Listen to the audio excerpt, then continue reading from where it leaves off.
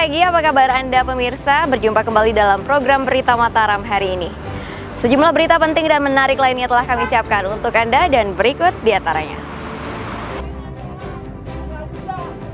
Berbulan-bulan terdampak kekeringan, ratusan warga di Lombok Tengah antusias mendapatkan distribusi air bersih.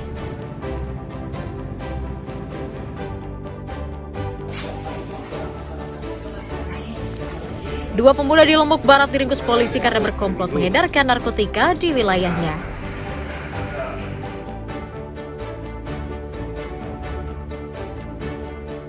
Prihatin dengan terbatasnya ketersediaan listrik di wilayah terpencil, seorang guru SMK di Lombok Barat menginisiasi hadirnya listrik tenaga surya bagi masyarakat di desanya.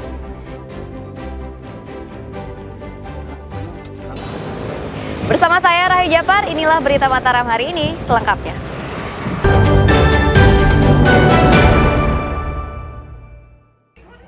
Iya, tenjau deh, asing. Sekek-sekek dulu.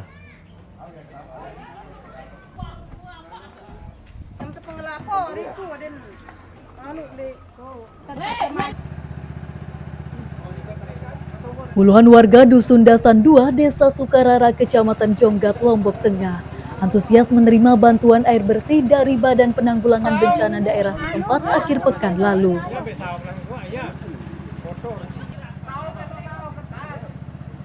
Ini lantaran sudah berbulan-bulan warga sulit mendapatkan air bersih karena sumur dan sumber air di desanya mulai mengering akibat kemarau.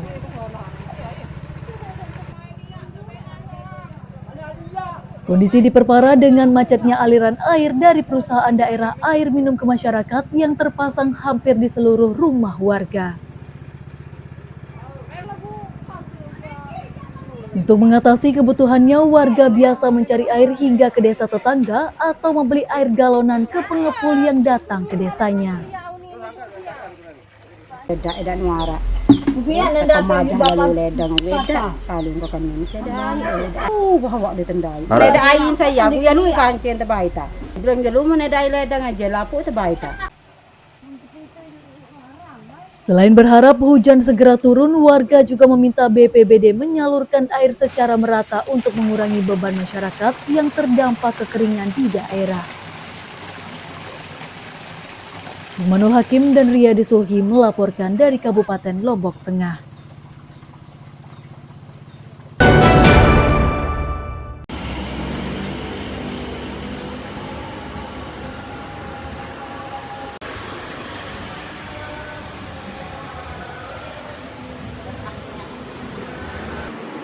Kejaksaan Tinggi Nusa Tenggara Barat menaikkan kasus penyelidikan dana pokir DPRD tahun 2025 menjadi tahap penyidikan karena menemukan indikasi perbuatan melawan hukum. Terkait hal ini, penyidik juga telah memeriksa sejumlah anggota legislator, mulai ketua hingga wakil ketua DPRD, serta sejumlah anggota yang diduga mengetahui beredarnya dana tersebut. Hingga saat ini Kejati juga membenarkan telah menerima pengembalian uang pokir senilai 1,8 miliar rupiah dari sejumlah anggota DPRD NTB. Uang itu dikembalikan oleh legislator dalam tahap pengusutan kasus peredaran dan pengelolaan dana pokok pikiran sejak 2 bulan terakhir. Ini kan penyidikan ya, penyidikan kan usaha dari penyidik untuk membuat terang suatu tindak pidana yang terjadi. Nah, penyidik kemarin sudah menyimpulkan bahwa ada perbuatan hukum lawan hukum di situ. Tentunya penyidik punya kewajiban untuk menelusuri, membuktikan menjadi terang tindak pidana perbuatan melawan hukum yang terjadi dan menemukan siapa tersangkanya. Hingga sejauh ini, pihak Kejati NTB telah memanggil sedikitnya 28 orang anggota DPRD untuk mengklarifikasi kebenaran dugaan beredarnya dana pokok pikiran yang tidak transparan di kalangan anggota DPRD dan mendapat sorotan masyarakat. Emi Kusuma dan Riyadi Sulhi melaporkan dari Kota Mataram.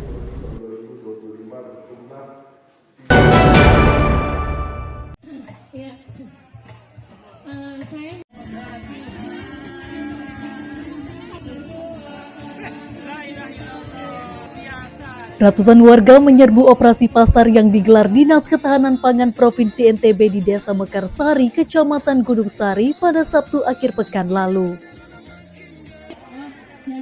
Agar dapat membeli sembako, warga rela datang lebih awal sebelum lapak dibuka oleh petugas.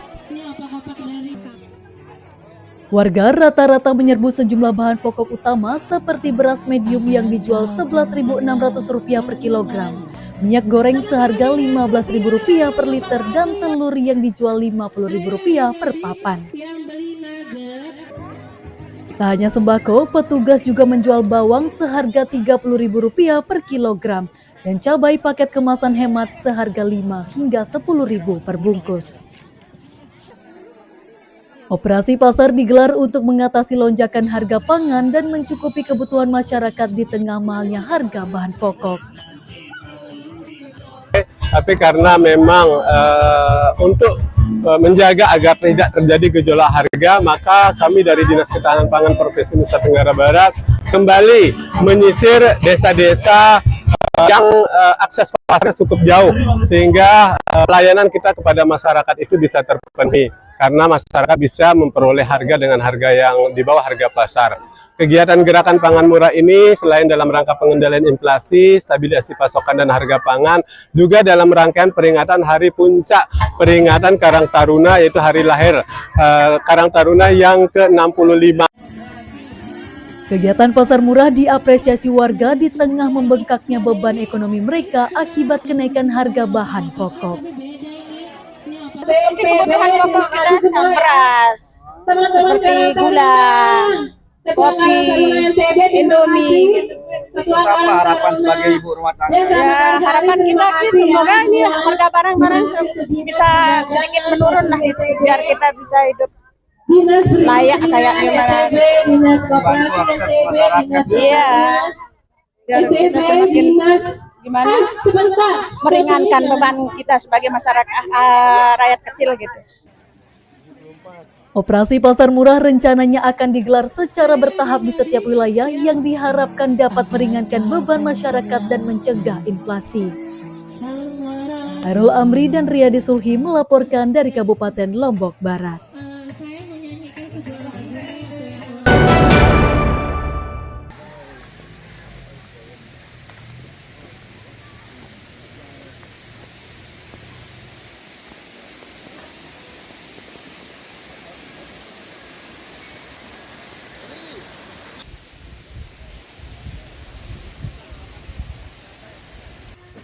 Puluhan personel TNI dari Koramil 03 Kopang, Kodim 1620 Lombok Tengah bersama warga membangun jembatan darurat sebagai jalan alternatif penghubung di Desa Aikbual, Kecamatan Kopang.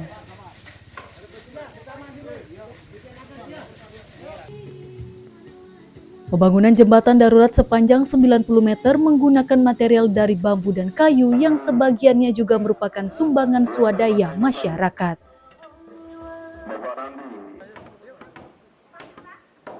Ini untuk menyambung kembali akses jembatan yang putus agar kembali dapat dilalui para pejalan kaki atau kendaraan roda 2. Terputusnya jembatan akibat tergerus longsor beberapa waktu lalu membuat terhambatnya aktivitas masyarakat menuju sekolah, puskesmas hingga ke pasar.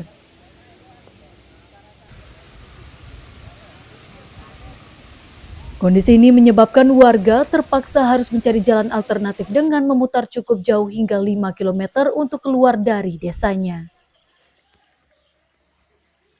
Dan bergotong royong membuat jembatan darurat atau jembatan sementara, karena jembatan yang aslinya ambruk atau roboh karena longsor dan kikis karena banjir. Kami bersama masyarakat, Pak Kades, semua masyarakat, Pak Kades dan warga berinisiatif atau mungkin berkoordinasi untuk membuat jembatan sementara sambil menunggu ada perbaikan jembatan dari pemerintah. Jembatan sementara ini terbangun, mudah-mudahan bisa membantu sedikit untuk akses anak-anak kita yang sekolah, kemudian akses ekonomi, dan yang ambruk ini cepat terselesaikan, cepat dieksekusi oleh pemerintah Kabupaten Lombok Tengah. Selain membantu masyarakat membangun infrastruktur di desanya, pembangunan jembatan oleh TNI juga diharapkan mempermudah mobilitas warga menuju kawasan pendidikan, ekonomi, hingga kesehatan.